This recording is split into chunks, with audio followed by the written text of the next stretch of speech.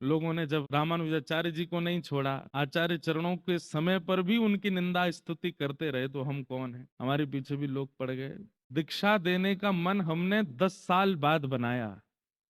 10 साल तक हमने दीक्षा ही नहीं दी, और 10 साल बाद जैसे ही मन बनाया कि दीक्षा देंगे, वो भी मन हमने नहीं बनाया, बहुत आग्रह किया, और आग्रह नहीं, आज्ञा की आचार्य चरणों ने कि दो।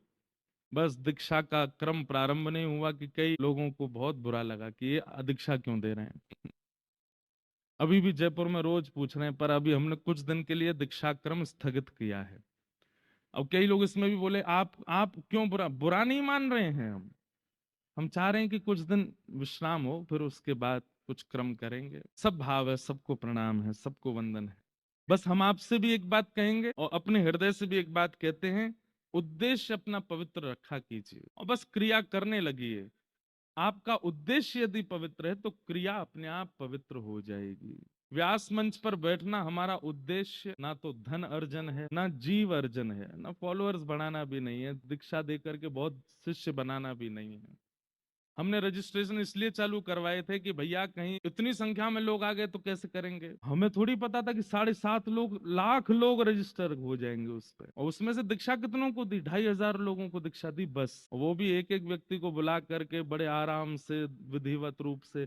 तब भी हमने कहा था कि हमें तो दीक्षा जीवन भर देनी है, पर आपकी दीक्षा तो एक ही बार होनी है, तो उसमें हम जल्दी क्यों करें? हम तो आराम से ही देंगे ना। पर उसमें भी ये हुआ कि महाराज जी पैसे लेके दीक्षा दे रहे हैं, ऐसा कर रहे हैं, सब इन सब भावों से हमारे भाव बड़े धीमे पड़ जाते हैं। लेकिन फिर मन में आता है कि जब आचार्यों को नहीं छोड़ा तो हम तो बहुत छोटे से तिनका हैं, हमारे पीछे पड़ जाएं तो कौन सी बड़ी बात। इसलिए हम मिल भी नहीं रहे हैं और इसीलिए हम दीक्षा भी नहीं दे रहे हैं। तो कुछ समय का अवकाश है, लेकिन जरूरी नहीं है, ये बहुत जल्दी फिर से हम करेंगे क्रम। लेकिन जयपुर में मिलने का क्रम रख रहे हैं। 25 तारीख को जिस दिन कथा विश्राम है, उस दिन सुबह 9 बजे यहीं मिलेंगे। यहीं आप लोग सब,